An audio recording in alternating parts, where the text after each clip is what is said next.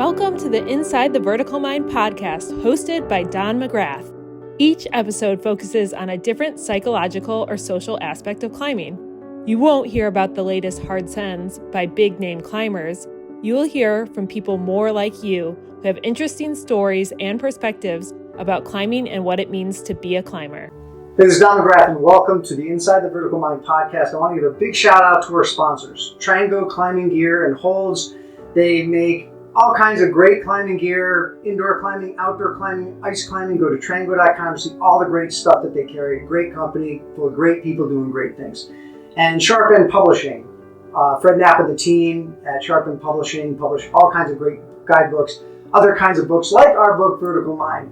And so everything that Fred and his team do at Sharp End Publishing is out of an incredible passion for climbing. So go to sharpendpublishing.com.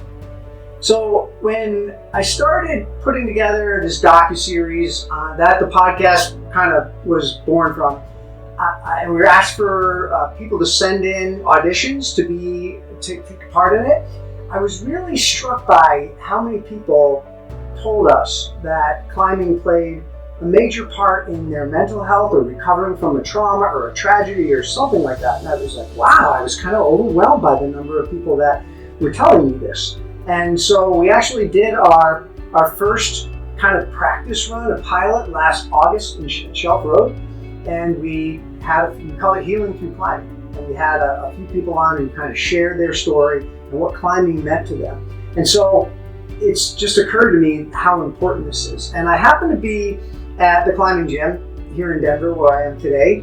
And I was just waiting for my wife. She was getting changed or whatever we were done with our workout. And I was noodling there, looking at the community board, and there was a flyer. There was a flyer there, and it talked about climbing and therapy. And I've been thinking about this for a while, and I know a lot of it is done in Austria and Germany and overseas. And I remember even Googling, like who could I talk to here in the United States? And I didn't spend a lot of time, but I really wasn't finding a lot. Well, today my guest is from West Wind Counseling, Laurel Cepero. And that was her flyer. And I saw it. I got in touch with Laurel. And I said, hey, how would you like to be on the podcast? So welcome to the Inside the Vertical Mind podcast. Thanks, Don. Thanks for having me. You betcha. I just think this is such an important thing. And as I talk to people about this, as Rebecca, who's our director, has been talking to people about this, people are very excited. So I can't wait to hear more about this. But first, one of the things I usually ask people who are on the podcast, because we're climbers, is how did you get started climbing? Okay. So I started climbing in 2008 when I was in college. I got very into outdoor education. I really loved leading backpacking and outdoor trips, and rock climbing was just sort of an activity that came along with that. I started learning to top rope. So it was in DC, so there's not a ton of climbing. Carter Rock, right? That's where I went, yeah. Yeah. That's where I went to learn to set up top ropes, and eventually started getting involved with taking people climbing outside for the first time, and I just really enjoyed it. I actually found a photo of myself from back then climbing with one hand, with one hand tied behind my back. I think I was pretty fearless at that point, and it felt like sort of like an alternative activity. I didn't know a ton of people who were doing it, and so it was just sort of like this weird, fun thing to do, and then I really enjoyed sharing with other people. And then life happens. I sort of moved away from climbing, and it wasn't until I moved out here again in 2013 that I started climbing again and climbing outside. And I got involved with She Sends Collective, which is a local organization started by Chelsea Rude that serves women and genderqueer climbers. And so I've just been volunteering with them since 2021, I want to say. And now climbing is a big part of my life. Excellent. So I wanted to, like I said, I had actually found and read a few articles about how climbing had been used as therapy, and that was news to me. And I read a lot about climbing, so I want to introduce this for those who haven't heard about it. What is some of the history behind climbing and therapy?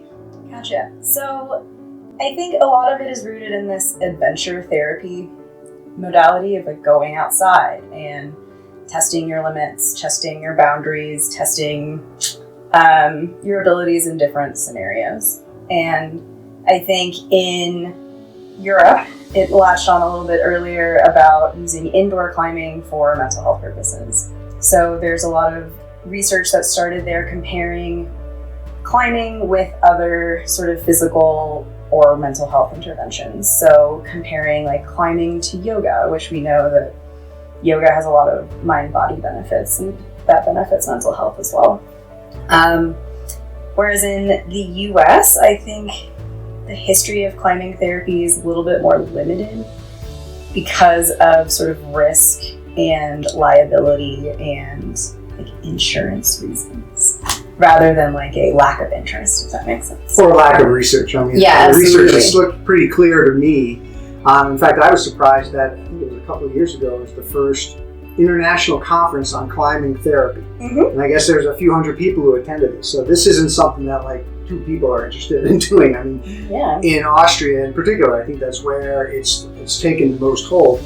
It's pretty significant. Yeah, absolutely. And I was in a similar place where I didn't know that climbing therapy was officially a thing. I was in grad school, and for one of our classes, you have to write a research proposal. And so one of my instructors encouraged me to sort of explore this idea of could climbing be helpful for folks with PTSD. And that's when I went and found all of this research in German, right? And there's a whole textbook about therapeutic climbing that's in German. And yeah, there's this whole institute, there's this training, there's this whole world that I had no idea existed. It's just because it was in a different language.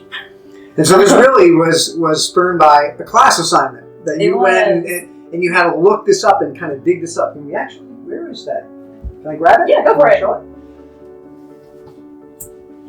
So you got to tell me a little bit of the history behind this. So this is the English translated version. Yes. So I purchased the PDF in German and translated it using Google Translate. And a couple other therapists and I did a little book club with it. So there are actually a lot of women therapists who are also climbers in this area who, this woman, Aaliyah Littleton, runs a climbing therapy training. And Mary Beth Olson has actually done the training with Alexis in Germany, in Austria, and was like, hey, we should all read this book. Like, this is all of this information that we've been looking for, that we thought we were like making up ourselves. This is like the book, right? It's the there. Book. And not available yet. Not available yet in English. No. But hopefully, let's cross our fingers, as more people get interested in it and get curious about it, start asking for it. If enough people want a book, guess what? It's going to get published. Yeah. So yeah, I was astonished that I guess I went into it thinking like, I'm going to have to be the person who does this research to sort of make this more legitimate and sort of prove that it's a thing. But it's already done. So it feels like I just get to like hop in and take advantage of this huge resource and all this other work that people have been putting into it for years. How'd that feel to know, hey, I don't have to do all this work? Because that could be years of research, right? Absolutely. I'm sure what's in that is, a decade of research, right? Yeah, and from so many different people, like combining so many different perspectives, from like a psychiatry perspective, like there's a lot of like neurobiology in there, like it's really detailed. So it was really validating for me that like, okay, this thing that I think is real, that like climbing can be used to like help people with their mental health. It's a concrete thing, and people have already shown that it's real. I just have to figure out a way to do it that works for me and the people that I want to work with. And so, as I said before, we were getting these audition interviews, and so many people were making reference to it that I was like, this is a real thing. Same thing. It's like, and then when I came across what you were doing, I'm like, this is a real thing. So this is really, really fantastic. So what kind of problems is this used for? How is this best used? Like, what are some of the main things that climbing with therapy is used for? Like, there are a lot of people who are just doing it with folks who are struggling with anxiety or depression. Mary Beth Olson, that I mentioned before, is specifically doing like ADHD coaching with kids to really focus attention. So I think any sort of mental health problem you could approach with climbing potentially. I'm particularly interested in trauma, like folks with PTSD, because it is so somatic. Trauma lives in the body. And where I think climbing is really unique is that it offers this inherent sort of like risk and fear assessment. Mm-hmm. That for folks with trauma histories, if sometimes that is a little off. It's either super active and everything is scary when maybe it isn't really scary, or nothing is scary because that system is just completely offline. And so climbing offers this way of assessing how real is this risk and how do I feel that and assess that in my body. Yeah, and in Vertical Mind we actually talk quite a bit about that, obviously not in a clinical way, but how fear of falling, for example, we spent some time talking about that. You know, fear of falling can be good, it can be helpful, or it can be not helpful, right? Yeah, and the thing is, and I love what you said, that, you know, the key is getting into your rational mind to evaluate, is this a rational fear or is this an irrational fear? Because your response can be different for those two things. So it sounds like this is a way to kind of use some similar human characteristics in some kind of therapeutic way. Absolutely. And I think it also, instead of just being able to like focus on the rational piece too, you're also retraining your body to associate like this safer activity is actually safer. Like you're like retraining your body and your nervous system to assess safety in a real like way. To know what that actually feels like. Actually, yeah. Feel like you can feel it in your body. Yeah, because so many trauma survivors like can't even access that feeling of safety. Like just feels completely foreign. But right, if you put someone in a climbing scenario where they feel really unsafe, right? Even though they're like 3 feet off the floor, like, you know, objectively, like they're probably going to be okay. You may get a rolled ankle or something, right? But they are convinced that they're going to die, that like something really terrible is going to happen to them. But then once they're off the wall, they immediately can feel the difference between that panic and like this relative sense of safety.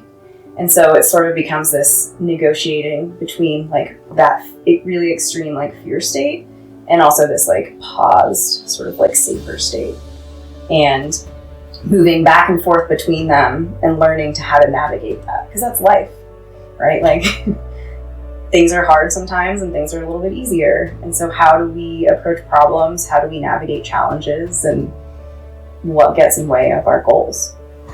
It seems like if done in a group setting, like it would be useful to see others, right? Absolutely. So you're 3 feet off the wall, like thinking you're going to die. You get off, you have that somatic feeling, but then you have a sympathetic feeling, you know, for someone else. And I got to imagine there's some value in that. Yeah, so when you're in a group and someone does something and you then see someone do it, it then feels that thing then feels more possible for you. So, right, that scenario of you are freaking out 3 feet off the ground, but someone else does it, and maybe you see them do it with ease, or maybe you see them also struggle, but in some way that's validating for you that one, it is possible, and that two, that your feelings about it are real, and that those are important. And I imagine in a group like this, they actually have a chance to get to know each other a little bit. Mm-hmm. So it's not like turning into YouTube and watching somebody, right? No. This is like somebody you got to talk to and you know their background a little bit, and you're kind of there on purpose, right? Mm-hmm. Yeah, like you're all there for a common goal, and there's usually some team building and discussions about like why we're there. And usually those reasons are pretty similar, and that's enough to bring a group together.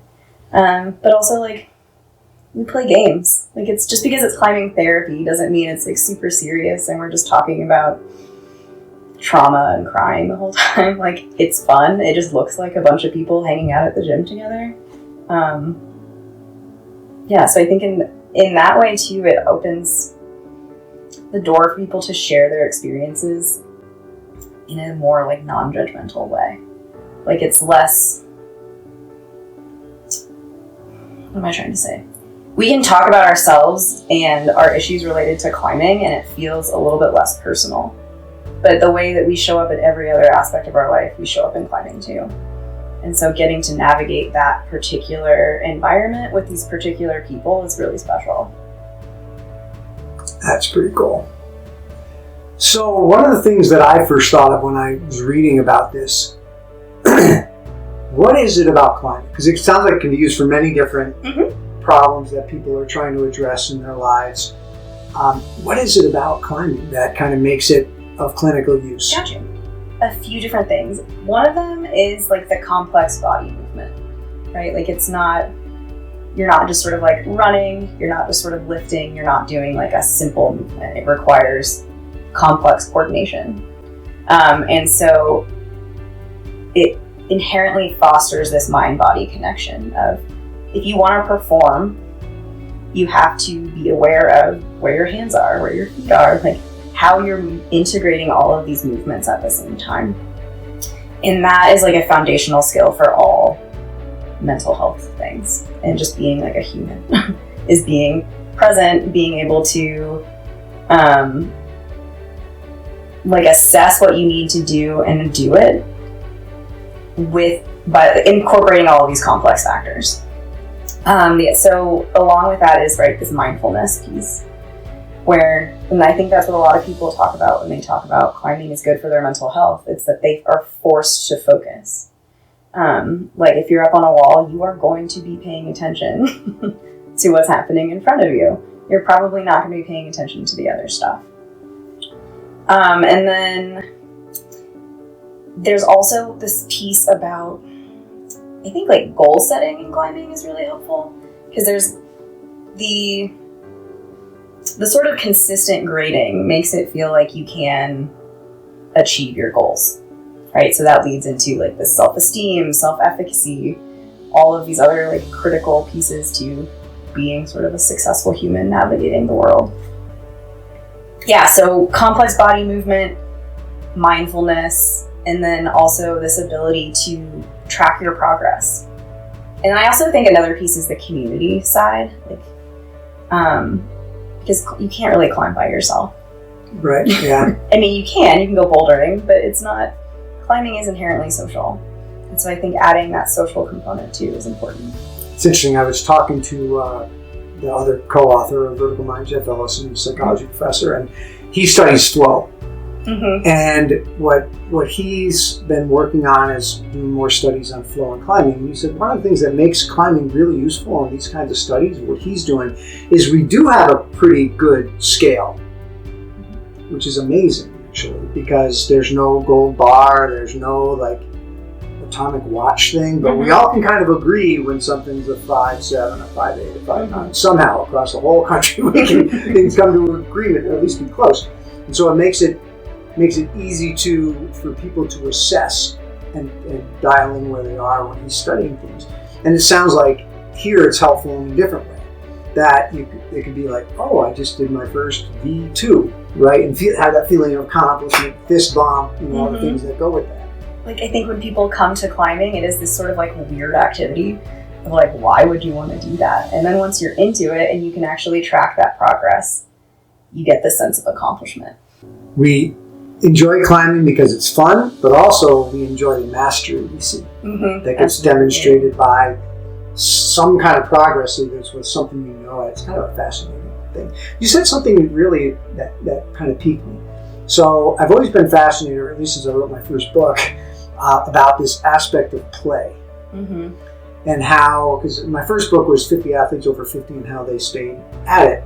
And in the end, like the reason many of them gave me in the interviews that I did was they just loved the joy of movement. They loved the joy of play, really. And many of us kind of lose that feeling of play, that enjoyment we get from moving our arms and legs and bodies in these ways. So does that kind of factor into any piece of this? I think so too, because climbing, there's no inherent value in climbing. It's meaningless. Right? Like, it's just an activity that we like to do. You're just seeing if you can climb up a rock, which is play. Like, right? That's what it's play. It's almost definition, right? It's got a meaningless movement. Yeah, but when we think about like the function of play from like an animal behavior perspective, it's to learn and develop skills that are applicable. So, right, like when you see like cubs playing and wrestling, it's they're practicing how to kill things and eat them later. Whereas like, I think if we sort of translate that to climbing therapy as a form of play, it's how do you learn from this form of play? And it's like, how do you approach challenges? Like, what do you enjoy about it?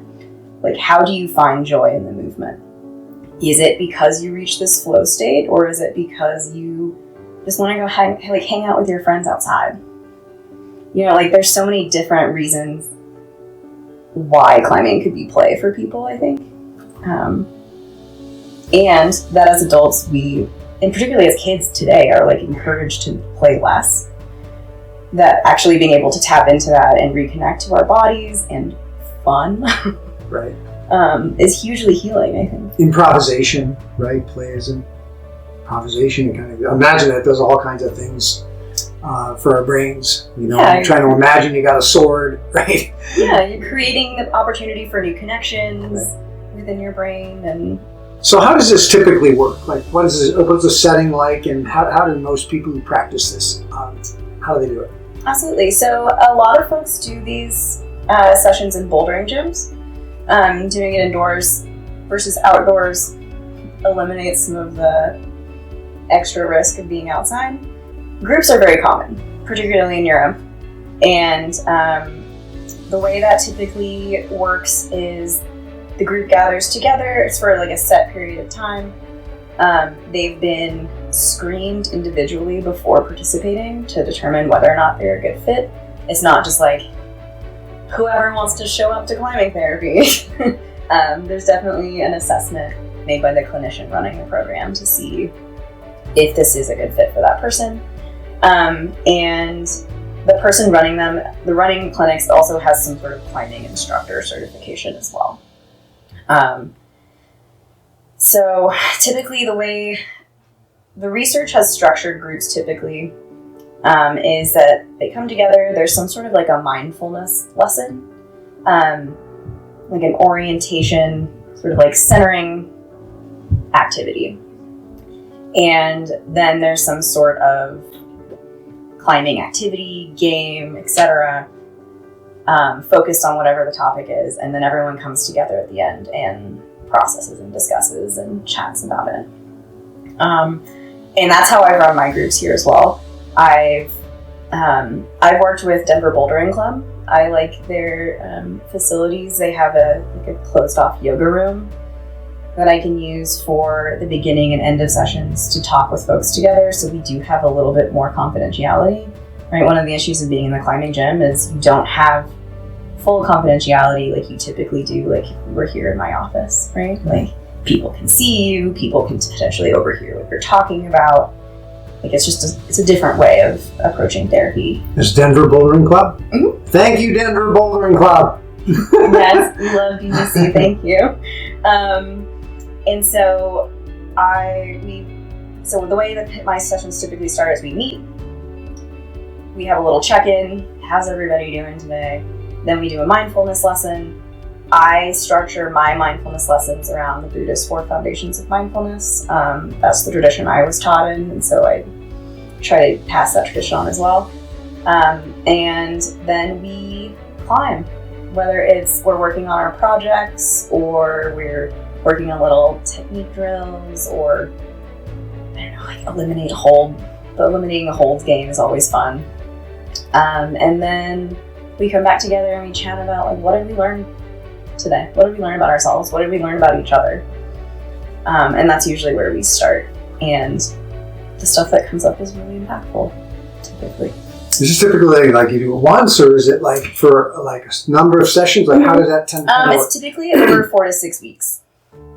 So like a weekly meetup for like 3 hours or so. And that's how I'm currently running a program with She Sends Collective with a guide named Meg Nickman, and we're running it similarly, only we're doing it outside. We're doing a weekly meetup in Clear Creek Canyon, and so similar structure. We come together. How are we all doing? Basically, is like, is your psych high today? Is your psych low? Like, let's show up as our real selves today. Like, how are we, and how might that impact our climbing? Then we do a mindfulness exercise. We climb, we can work on our climbing goals or some mindset goals, and then we come together and we chat. And so that's typically how groups work. Individually, it's much more tailored. So I will meet a client in my office first, and we'll chat about, like, why are you interested in climbing therapy? Like, we're not just gonna go straight to the gym.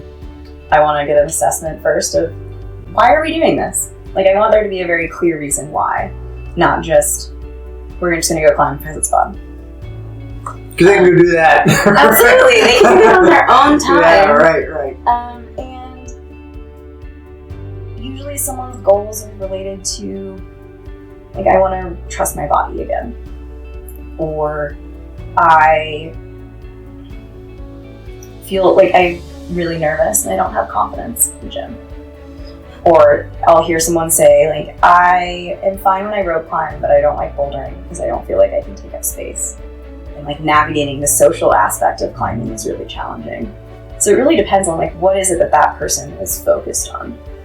And so then from there, I'll tailor, like, what exercises we do, like, what different things we do at the gym to help that person get closer to whatever that goal might be.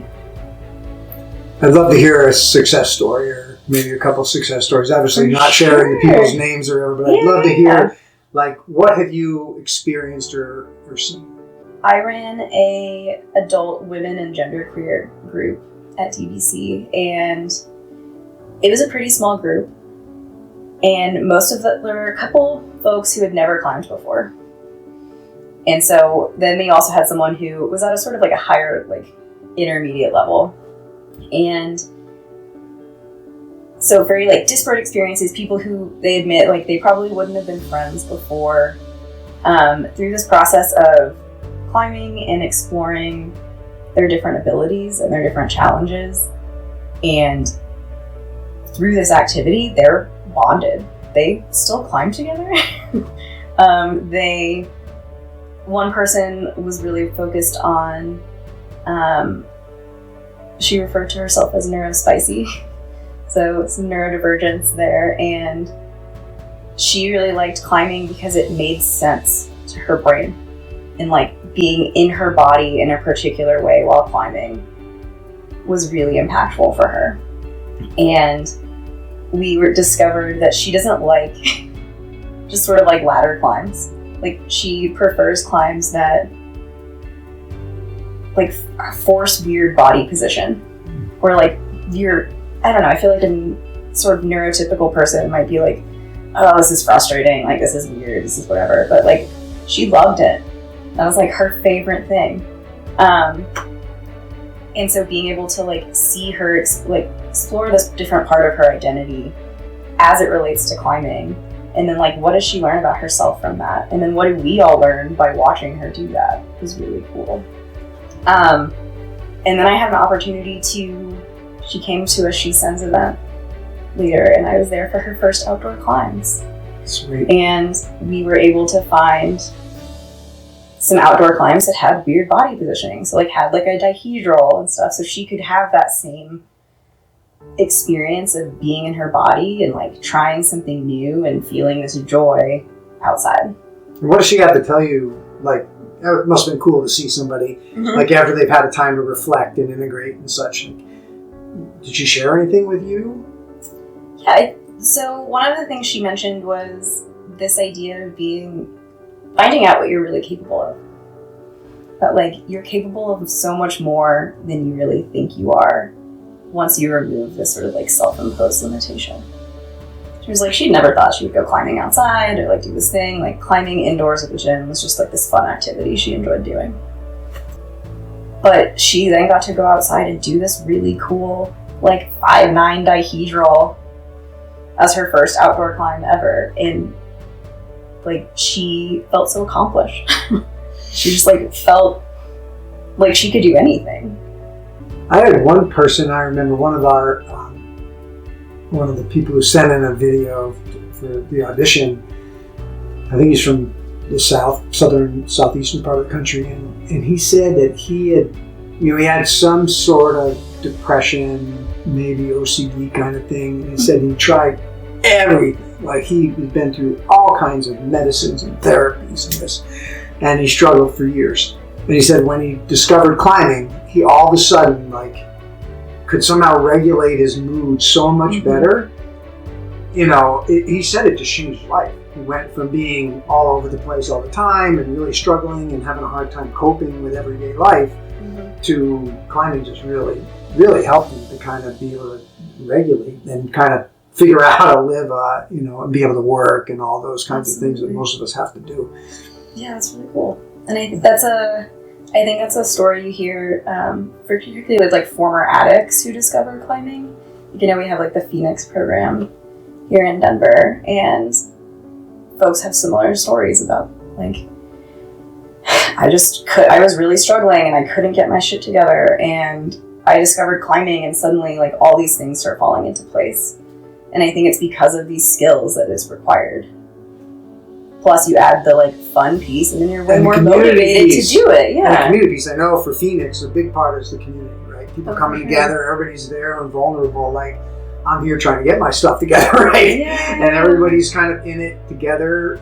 People fall down, we all fall down, we get back up again. So I think the community piece of climbing is amazing. 1,000%. Yeah, and I think and I can relate to that personally. Like, even when my personal climbing psych is low, or like I'm injured, or I've got like other life stuff happening, and so I'm not climbing regularly, like the community is still what brings me back. Like, it's the people that I've met who also like this really weird thing. And I think something that's changing, I started climbing 30 something years ago, and if you got into climbing, you basically did because you were an outdoors person doing other stuff and you get exposed to it, or you were that, and then someone said, hey, let's go climbing. So the people who got into climbing 30 years ago was a pretty narrow cross-section of society. Now with the gyms, it's so broad. You could be an investment banker, you have any lifestyle, live anywhere, any state in the country pretty much, and there's gyms. So I really think we're seeing so much more diversity in the climbing community, and so much, like I see it with Vertical Mind, there's way more people who are curious about it than there was 10 years ago. And I just think that the nature of the community is shifting so much. So you've done some outdoor things and indoor things. So if somebody's out there and thinking to themselves, gosh, I got this thing in my life, or I know someone who has some things in their life that they're working through, and they're curious about this and they want to find out more, like, where do they go? What do they, don't have to dig around and find the book and read the book. What should they do? What could they do? Well, so it sort of depends on what state they're in. So the way that mental health care works in the United States is, in order for someone to offer mental health care, they have to be licensed in that state. So I can only work with people who are residents of Colorado. So if you're in Colorado, you can come see me. You can talk to there's a woman, Aaliyah Littleton, who runs climbing therapy trainings out of Golden.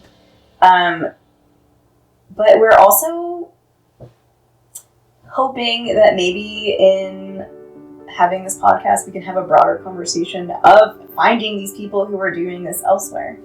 If I was having a hard time finding people, believe me, somebody who actually wants help, who's not like, hey, I want to interview somebody for a podcast, how do I find people? They're having a hard time finding it. So, absolutely. Yeah, I want to help with that. Yeah, and I think there's a few ways to help. One, let's get the word out so people even know this is the thing. Let's tell them what we know of where they can find things.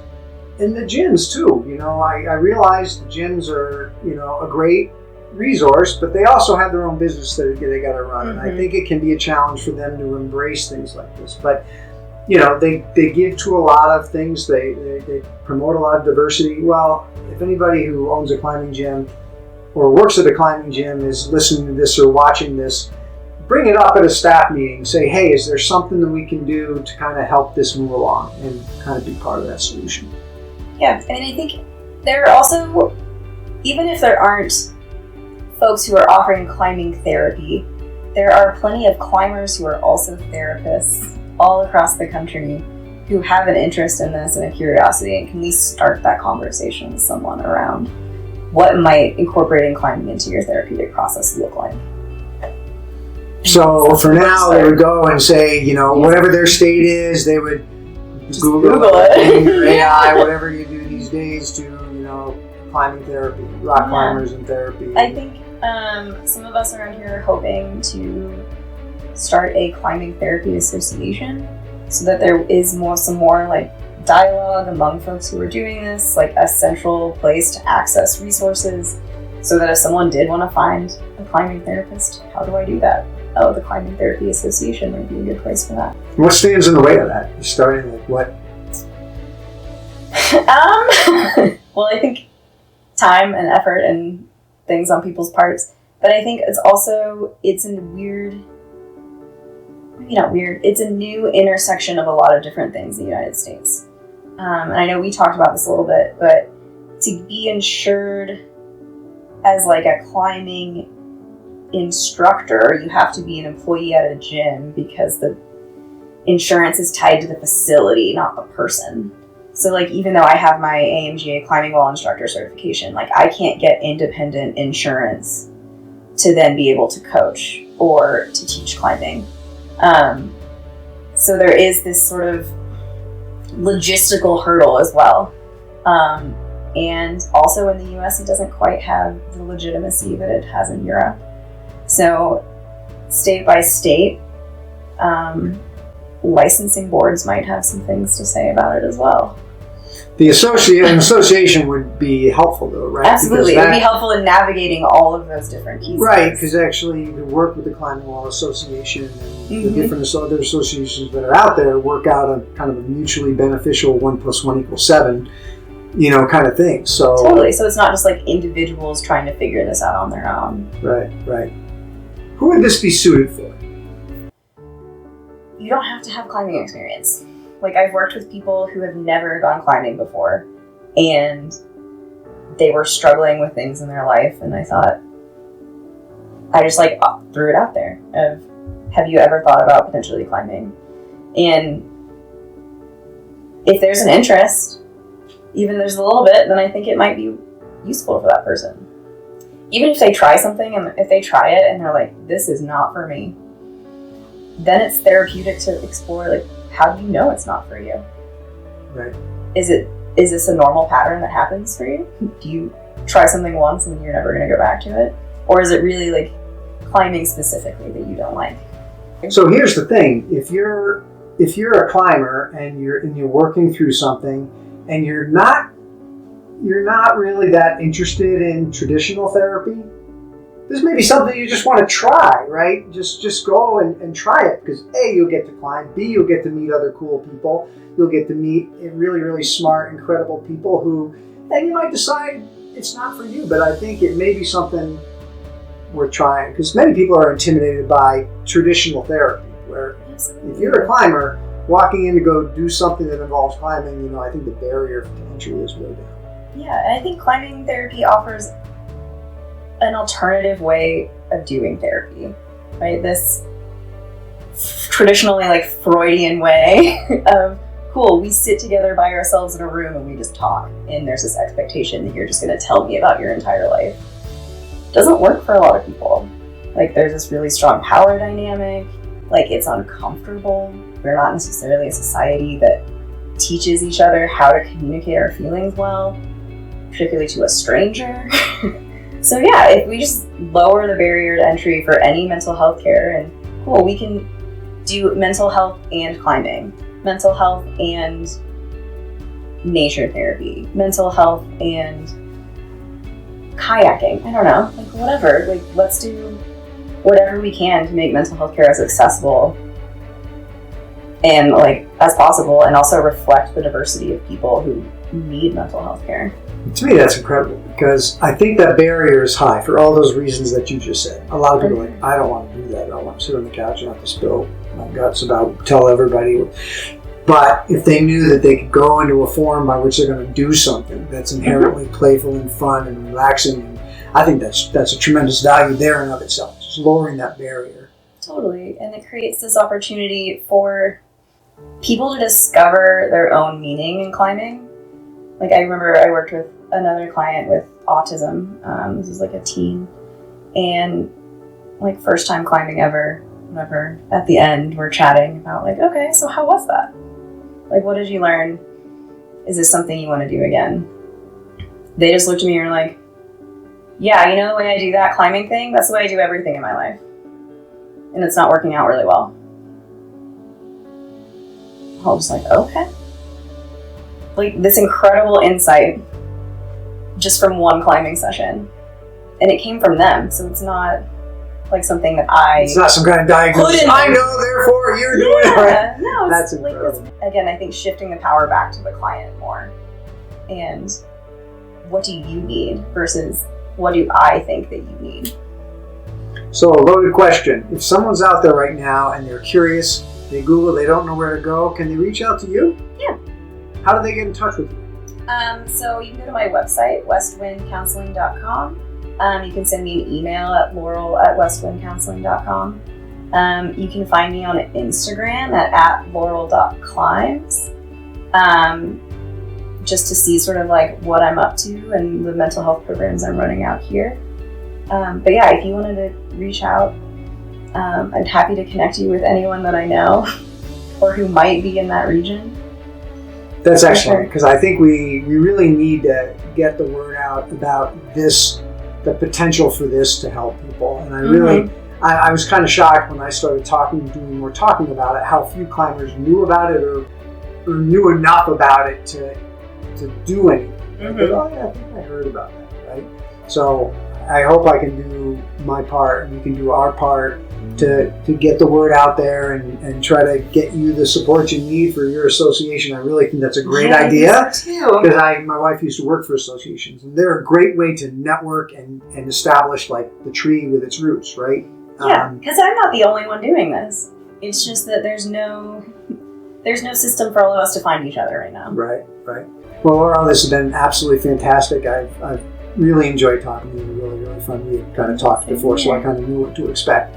But you really satisfied a lot of the questions that I had that are probably knocking around in other people's heads about what climbing therapy, why is it relevant, how does it really work, what does it help.